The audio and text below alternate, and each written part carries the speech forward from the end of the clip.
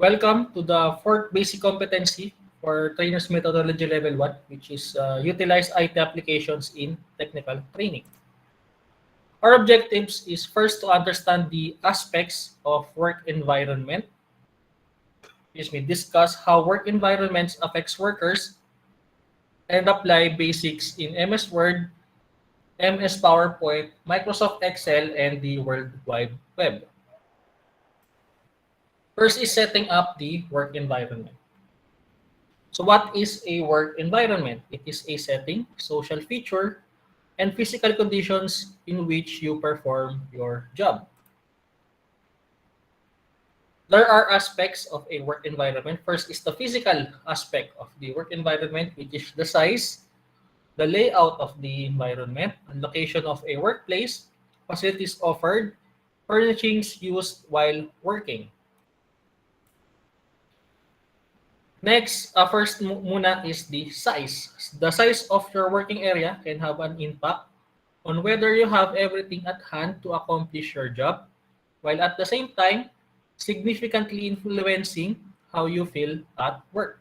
So, syempre, yung size of your working area may vary. Yung parang area available for you to specifically perform a work. The layout, on the other hand naman, some indoor workplaces have an open floor plan, which others use cubicles or dividers to separate spaces. The design of a workplace may depend on the type of work. It actually depends based on the work that is being performed. There are floor plans such as for a collaborative work environment, mas maganda kung open siya. But if you have a work setting such na individual, such as BPOs, syempre dapat hindi siya open floor plan. Mas separate as possible siya because individual ang work, hindi siya collaborative. Furnishings naman are desk, chairs, conference tables, and other workplace furnitures that can also impact employees on the job. Access to comfortable and adequate seating, clean workspaces, and functional desks can ensure indoor workplaces remain efficient. Facilities naman can influence how you feel physically and mentally during your working life. Being able to take a break or go to the bathroom are essential parts of any productive daily routine. So the location of these facilities can also impact the work environment. So facilities or amenities. So meron daw tayong restrooms, staff areas, or breakout rooms, break rooms or napping stations on some, yung mga companies or work environments na puyatan. So may napping stations. Another break room na more focused on the amusement part or stress relieving na part. Next is the location. Some roles predominantly work inside. Some spend most of their working day outside, and certain roles have a mixture of both indoor and outdoor work. Another aspect of the work environment is the company culture. This element refers to the way a company and its employees operate, including what effective communication looks between different levels of staff, employees' perspective of company leaders, the company's goal, and what the organization values. Such things as the trustworthiness, ownership, responsibilities, commitment, trust, governance, stability, pride, and whatnot. Next is the code of conduct. Every company has an employee handbook. Some companies may explain their business culture in a formal code of conduct or provide guidelines for employees. This is a requirement for the SEC, the company handbook, if I'm not mistaken. Next is the elements of company culture. Siyempre, first is encouragement and development. Some employers directly promote collaboration and teamwork, emphasize positive feedback, and consistently celebrate employees who succeed. Mahalaga po kasi as an employee to be able to not not gain or sumweldo lang, but the career growth or path. Napakahalaga po. Again, a job is not the same as a career. So next is the company mission statement. This statement is a set of values that companies seek to advance through its work. While these values may not be discussed daily, they guide every task you do and each goal you set as a contributor to the organization. Other aspects of working conditions naman is the work-life balance. Siyempre, the number of hours work each week and when can vary depending on the role ko, company industry. So work-life balance is, as mentioned on the previous topic, is a third. Work is a third of your life. The life aspect is another third, and for sleeping, meron tayong another third, which is 8 hours. Some organizations may promote work-life balance by offering generous paid time off or flexible work schedules, or especially if it is output-based naman. In addition to set hours, these terms naman daw po in terms of employment may include whether your work is a temporary contract or a permanent employment. This element may also include benefits and paid time off stipulations as well. So you really have to establish an employment term.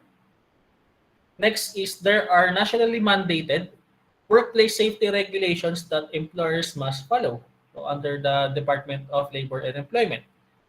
Your employer might have displayed the regulations in public spaces to ensure all employees understand and adhere these said policies. Next is healthy lifestyle. Some employers daw may encourage employees to stay fit and eat balanced meals to improve their overall well-being.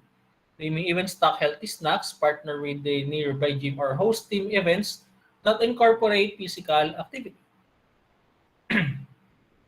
Next are good working conditions. This element includes the formal terms under which staff members are hired, such as the rate of pay, contract of employment, and length of a workday.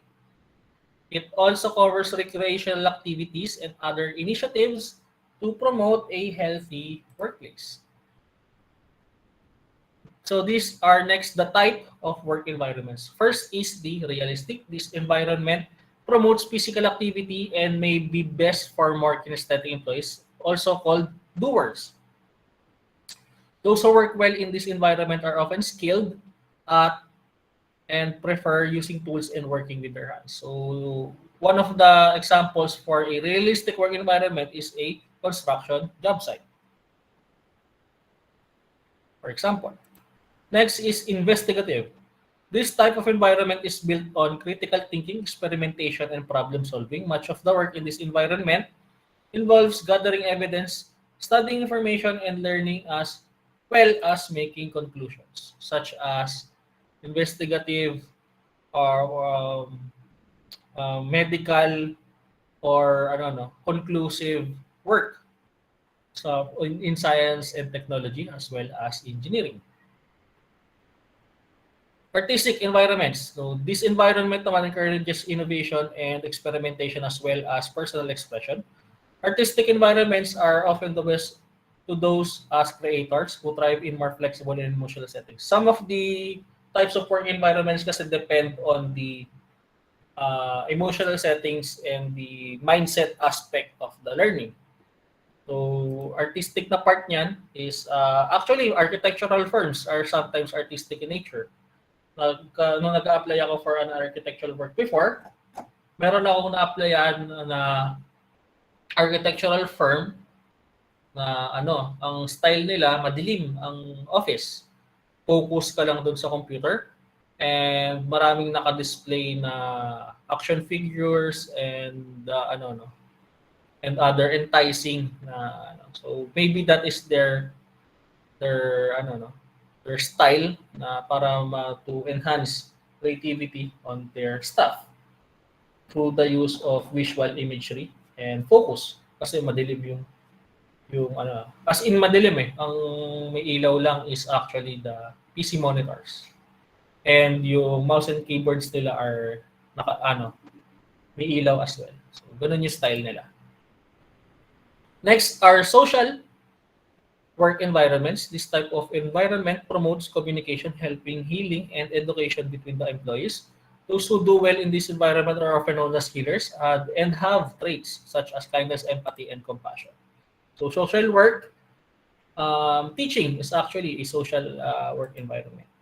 Enterprising. This work environment also involves communication that has an emphasis in guiding others towards goals. Enterprising environments are best for persuaders to thrive in competition and prefer to serve in roles that involves selling, convincing, and debating. So such as real estate and advertisement or marketing.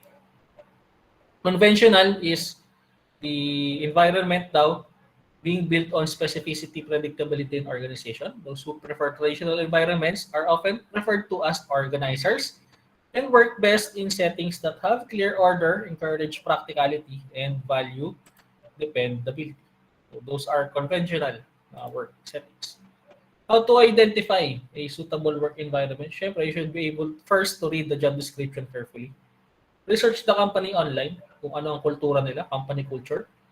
Ask questions at the interview. May karapatan po tayo na while you are applying for a job, you should actually look for a job that is fitted to you. In a theoretical sense, I know for a fact na tayo ay hindi masyadong picky pagka tayo ay nag-a-apply because napakataas ang unemployment rate here in the Philippines. But in order for you to progress or have a career out of a job, you should be able to find a suitable work environment.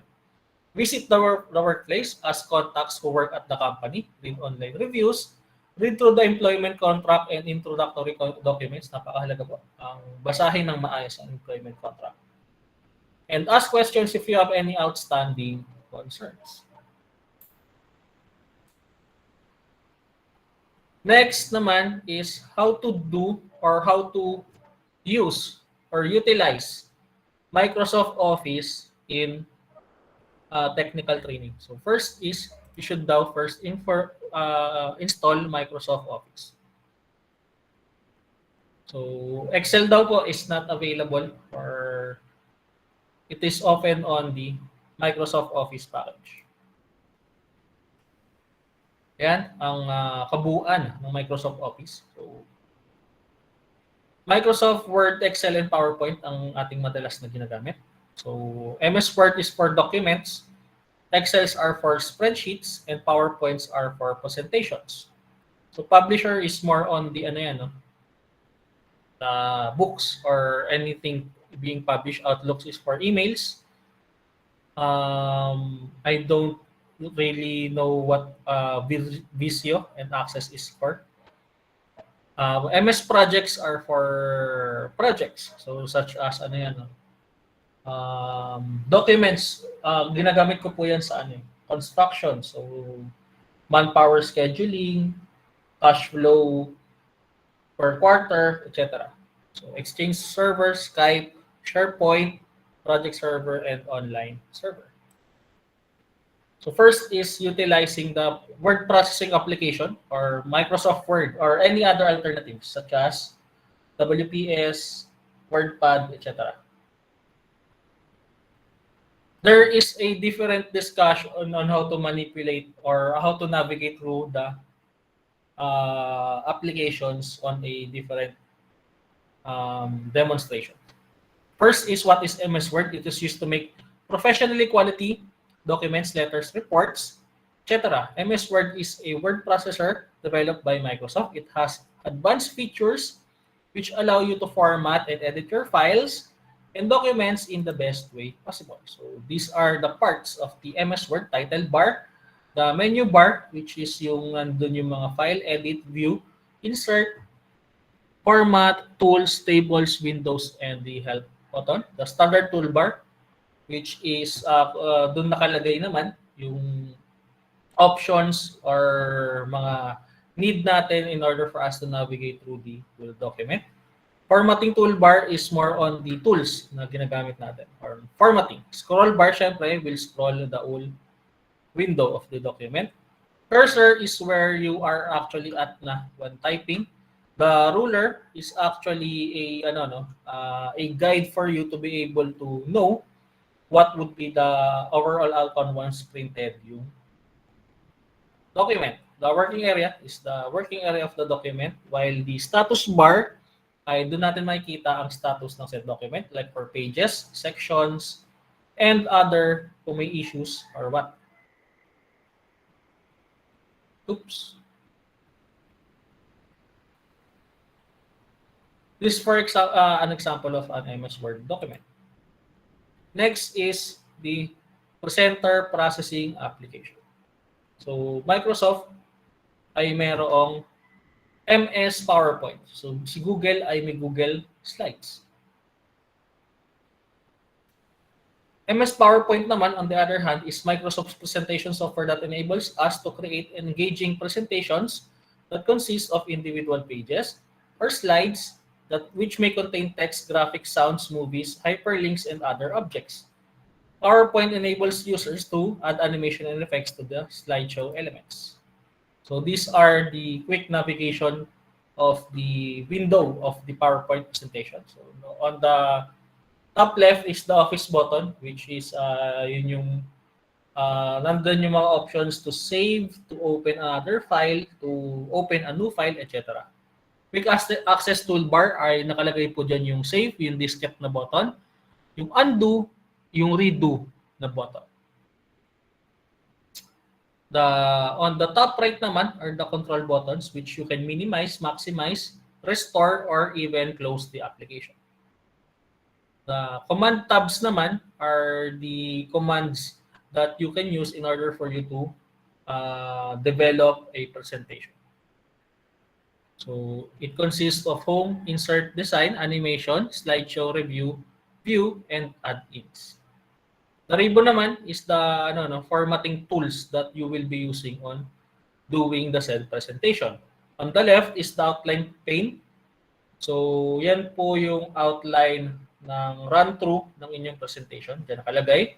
The slide pane is per slide. Naka-indicate siya on that is how you will view and actually edit the said slides on the outlines for the presentation.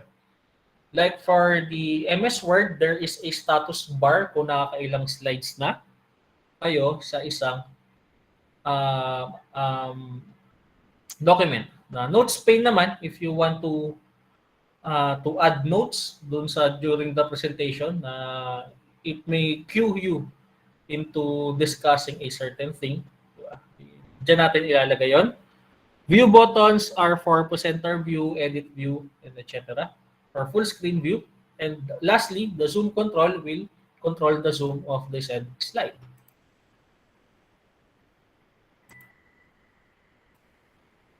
That is an example of the PowerPoint. Again, the overall navigation and manipulation of the said applications will be discussed on a different discussion. Simple rules daw po for a better PowerPoint presentations. First is you don't read your presentation straight from the slides. So, mangyayari po dyan dapat, once na you have read the said, the said aspects or text na nandun sa slides natin, if you want to clarify things, you should really clarify it. Next is follow the 5-5-5 rule. Wait.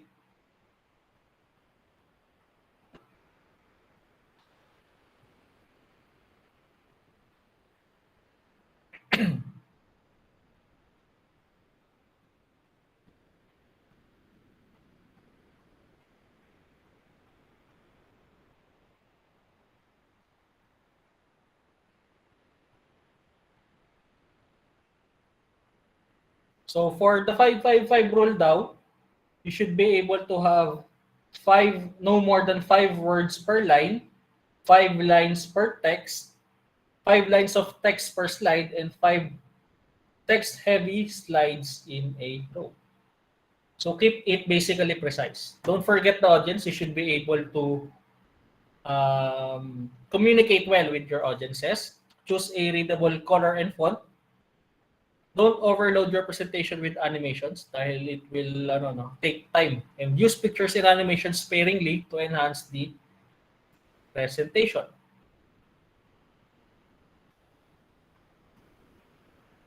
Next naman is spreadsheet application. Spreadsheet application, si Microsoft po ay nag-provide ng Microsoft Excel. It is a software program created by Microsoft that uses spreadsheets to organize numbers and data with formulas and functions.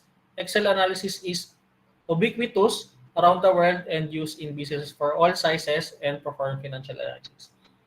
The main point of Microsoft Excel is the formulas and functions.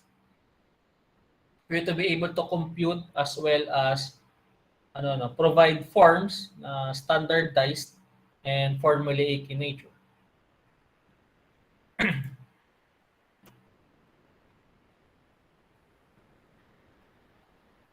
So again, the navigation and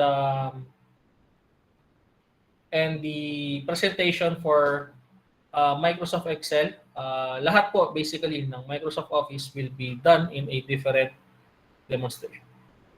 Next is how to utilize internet and the World Wide Web to communicate and collect information. For introduction down, the internet is a tremendously useful tool. It can easily become a black hole for productivity.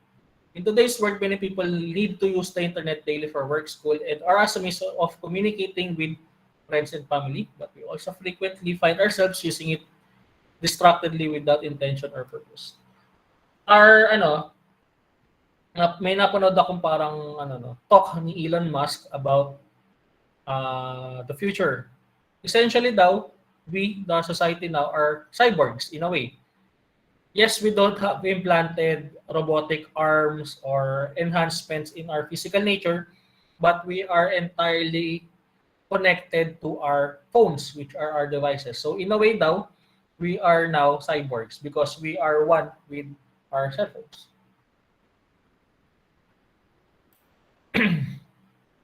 Becoming aware of your existing internet habits. So create an internet activity log. If you find yourself wondering where does all the time go, this is a great way to find out. For 1 week now, write down everything you do while using the internet, what websites you visit, how much time you spend on each, how often you refresh and update pages each time you click on an embedded link, etc. Often our worst internet time-wasting habits are the things we do mindlessly. If we don't consider it as a time-wasting, if we don't consider it as a big deal, it will be a big deal. Make sure you include the time you spend using the network on your smartphone or other handheld devices. For people with on-the-go lifestyles, this is often where we clock most of our internet hours. Identify your problem areas. So start now by checking our email or refreshing our Twitter feed every 5 minutes. Is an impulse that keeps us from being able to focus on longer tasks. If the paperwork researching begins to feel frustrating or boring, it seems harmless to take a 10-second break in order to see if something is more exciting is going on in another window. So, ang may narinig din ako, galing naman kay Lord De Vera, wala nang karapatan ang tao ngayon na maging bored. Say we have all the time in the world, and then all the resources in the world, and what we don't have is actually time.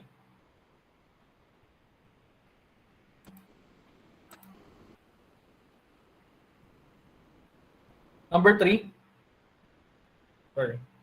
Next now is get acquainted with your dopamine. It seems like your friend is being hyperbolic when she says something is like, I'm totally addicted to my iPhone, but there's an actual science behind this. Excuse me.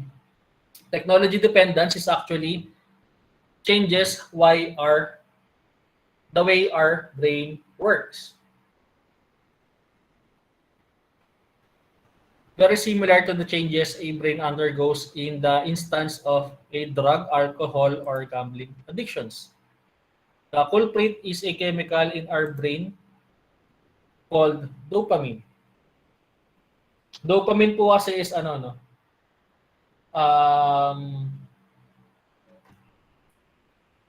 Dopamine, yung chemical na nagbibigay sa atin ng sense of satisfaction or pleasure. Or sense of, yun, nakalagay din pala, no? Which controls our moods, motivation, and sense of reward.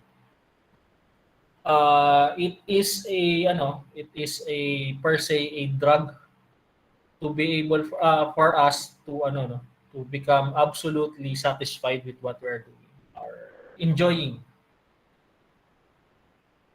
It is again a chemical which our body produces in order for us to feel pleasure. Too much dopamine, syempre, will result to addiction to those particular na chemical.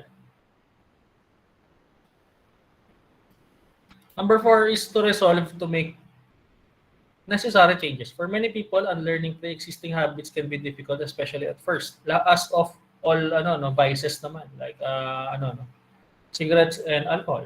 So, syempre, mahirap mag-transition from being able to do a thing habitually to totally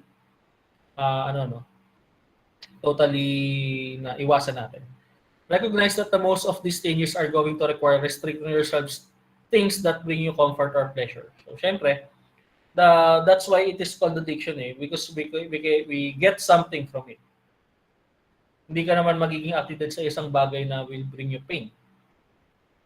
It will always bring you comfort or familiarity in a way. It is not uncommon to even experience mild withdrawal symptoms when we begin to alter our internet behaviors this way due to the decrease of dopamine production. Siyempre, pagka nagde-decrease ang chemical na dopamine sa ating mga utak, tayo ay magkakaroon ng withdrawal symptoms. So, again, as of any drug din naman yan. Next is keep in mind that this transitional discomfort is temporary and you are on your way into becoming a happier, healthier, and more productive person. So, addiction daw is a permanent solution to a temporary problem.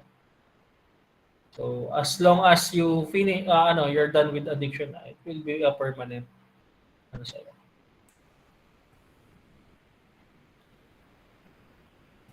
Getting prepared. First is organize your workstation. It's amazing how much space we free up in our brains just by having a workspace free of visual distractions. There's a pile of papers begging to be organized or the dishes scattered around. It's going to be more difficult to focus on the task at hand.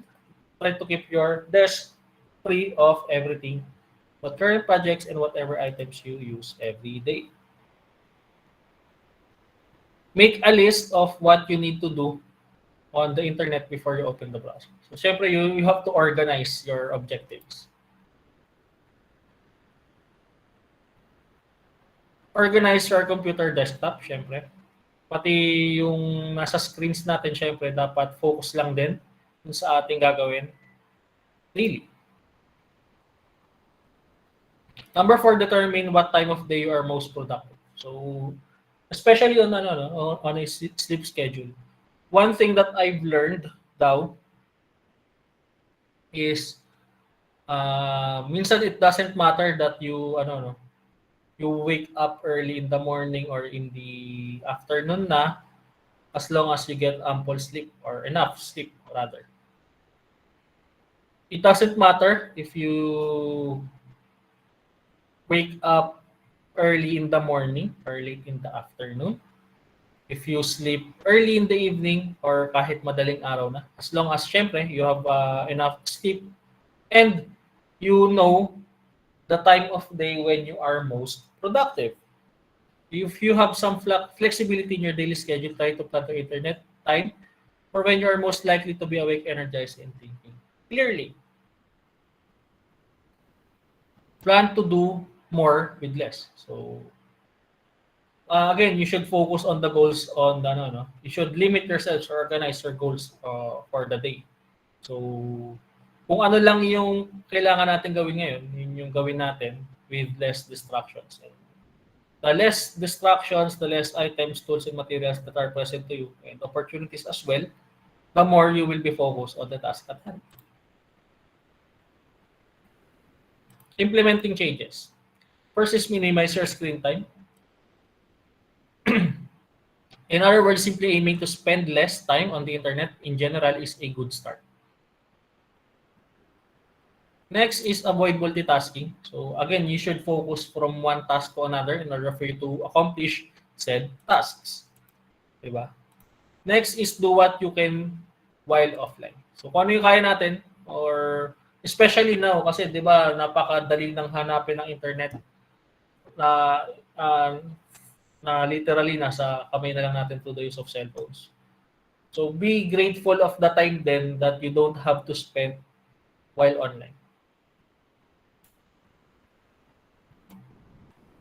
Number 4 is restrict the time you spend on social networking websites.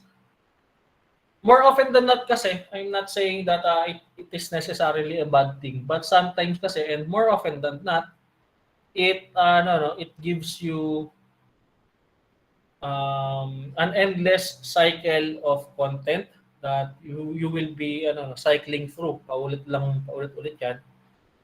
And most of the time then, kasi 'di ba sabi nga nila, we are currently on the look at me generation. So basically, nakakapagod din 'yun. You should be able to bring your best self on the internet. So ang tendency nun, mapapagod ka na nga to bring your best foot forward on the internet, di ba? Kasi kailangan makapagpakita ka ng maganda sa ibang tao. Nakakapagod na yun. At the same time, maiinggit ka dun sa ibang tao na ganoon din yung ginagawa, na nakaka-achieve sila ng better than yours. So, it is an endless cycle. And it needs to din talaga minsan. So, sometimes I try to shut off internet in my life din talaga. Siguro naging share ko lang din yung kitchen kasi namin sa bahay, hindi umaabot din yung internet. So actually, may parang off internet time is cooking or preparing the meals. Diba? So try to give yourself time off the internet, especially social networking websites. Next is recon with your email. Try checking your email just 3 times daily, once in the morning, once in the lunchtime, and once in the evening. Your email, while necessary, can be as bad for time management as social networking sites if you are consistently refreshing or checking it incessantly. Next is look outside of yourself for help with self-control. So sabi nga nila sa mga addiction groups, the first way of of curing your problem is actually identify it, accept natin na tayo ay may problema.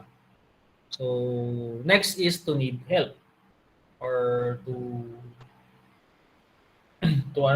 accept din natin na kailangan natin ng tulong.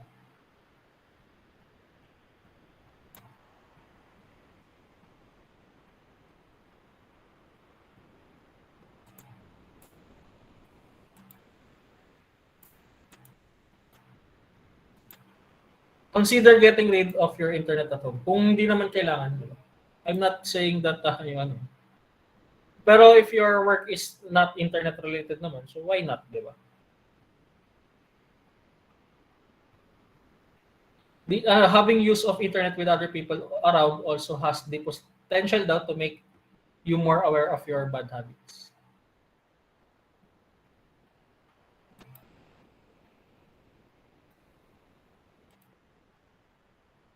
If it also helps daw to keep track of your daily internet habits for you, letting you know you have spent time on emails, etc.